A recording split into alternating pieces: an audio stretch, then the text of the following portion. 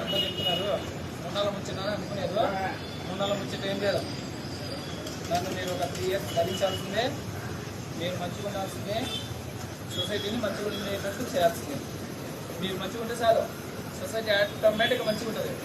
లేదు కాదు కూడా మనం పాత వృత్తిని పెంచుకుందాము, మనం పాత స్టైల్లోనే ఉందామంటే మీరు మళ్ళీ కొత్త స్టైల్, కొత్త పద్ధతి, కొత్త పోలీస్ రూలు, కొత్త పోలీస్ కౌన్సిలింగ్ ఎట్లుంటుందని చూడాల్సి వస్తుంది.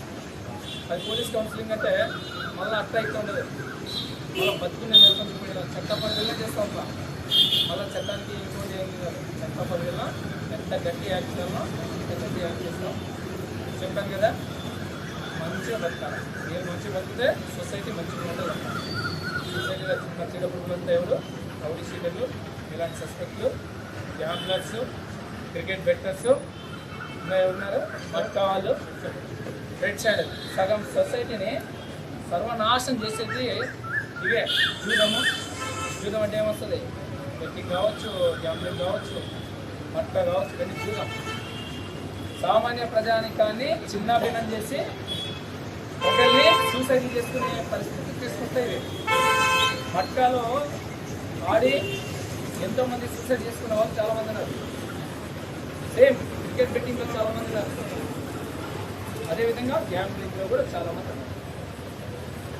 అదేవిధంగా లాస్ట్ దొంగలు ఉన్నారు. దొంగలు చిన్న పూర్ పీపుల్ ఉంటారు. పూర్ పీపుల్ తెలిసో తెలియక పిల్లల పెళ్ళిళ్ళకని ఇంకా ఏదైనా ఆర్థిక ఇబ్బందులు ఏదైనా వస్తే నిలదొక్కడం కోసం గోల్డ్ను చేసింగ్లో దాచిపెట్టుకుంటారు. ఉన్న ఆయనతో గోల్డ్ను ఎత్తుకొని పోతే వాడు ఎట్లా బతకాల? వాడు గత్యంతరం లేక ఎన్నో ఏళ్ళ తరబడి దాచిపెట్టుకున్న గోల్డ్ను ఎత్తుకొని పోతే వాడు సూసైడ్ చేసుకొని కావాల్సిందే. సో మీరు మీ రూపంలో ఉంటే సొసైటీ అంతా బాగుంటుంది. నేను మంచిగా చెప్తున్నాను, నేను తప్పని చేసుకుంటాను. సరేనా? ఇది నేను చెప్పిన గైడ్లైన్స్ కాకుండా నేను కొత్త రూల్స్, పాత రూల్స్ ఏదైతే ఉందో దానికి పాత యాటిట్యూడ్ ఏదైతే ఉందో పాత పద్ధతులు మారుకొని మంచిగా బతికితే ఈ ప్రభుత్వంలో ప్రశాంతంగా ఉంటారు.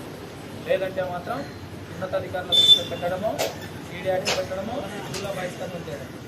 ఈడీ యాక్ట్ పెడితే ఏం లే, 6 months అయితే మీరు బెయిల్ కూర్చున్నారు బిడ్డ. 2 days ఉంటారు, మినిమం 2 days ఒక్కొక్కడు. నువ్వు ఎక్కడికి పోయినా కూడా బెయిల్ అంత ఈజీగా రాదు. కలెక్టర్ తపస్సు చేసిన బెయిల్ రాదు. మమ్మల్ని పీడీ యాక్ట్ పెట్టి మీరు బెల్లం పిల్లలకి దూరం ఉండే పరిస్థితి మీరు తెచ్చుకోవద్దండి. మీరు ఎప్పుడైతే బాగుంటారో మేము అనవసరంగా మిమ్మల్ని టార్గెట్ చేయము. అరే వాళ్ళు కూడా సామాన్య ప్రజానికంతో కలిసిపోయి జనజీవన సమస్యలు కలిసిపోయి మంచిగా బతుకుతున్నారని మేము కూడా ఇబ్బంది పెట్టాము. అట్లానే మీకే ఇబ్బంది వచ్చినా కూడా మీరు నన్ను డైరెక్ట్ అప్రోచ్ కావచ్చు. ఏ రౌడీ షీటర్కో లేకపోతే ఏ సస్పెక్ట్స్కో ఆపద రాదని గ్యారెంటీ ఏం లేదు. ఏ లైఫ్లో ఏ ఆపద వచ్చినా కూడా డైరెక్ట్ రావచ్చు. మేము మా మీద షీట్ ఉంది కదా, స్టేషన్ పోతే మళ్ళీ ఆఫీసర్లు కొడతారేమో, ఏదైనా ఇబ్బంది పెడతారేమో భ్రమపడాల్సిన అవసరం లేదు. మీ జీవితంలో మీకు ఏదైనా ఆపద వచ్చినా కూడా డైరెక్ట్ మా దగ్గరికి వచ్చి అప్రోచ్ కావచ్చు. అది న్యాయబద్ధంగా ఉంటే 100% న్యాయం చేస్తాం. సరేనా? నేను పదే ఏది నా విషయాలు చెప్తే నాకు నచ్చదు. ఇదే ఫస్ట్, ఇదే లాస్ట్ వార్నింగ్. నేను వచ్చిన పొద్దుటూరు వచ్చిన ఫస్ట్ ఏ విధంగా ఉన్నానో 3 ఏళ్ళ తర్వాత కావచ్చు, నేను 2 ఏళ్ళు ఉంటుందా, 2 ఏళ్ళ చివరి రోజు కూడా ఇదే మైండ్ సెట్తో ఉంటాను. ట్రైనింగ్ అయిపోయినాక పోలీసు ప్రమాణం చేస్తూ పోలీసు ప్రమాణాలకు ఏ విధంగా ఉంటామో, స్టార్టింగ్ ఏ విధంగా ఉన్నామో చివరి దాకా కూడా మేము అదే విధంగా ఉంటాం. అర్థమైందనుకుంటా. ఎక్కడ దీనిలో డివైడ్ అయ్యేది ఉండదు. Local to global news at your finger tips. మీ చేతిలో ఒక ఆయుధం. Download Raw TV app. Media legend Ravi Prakash is back.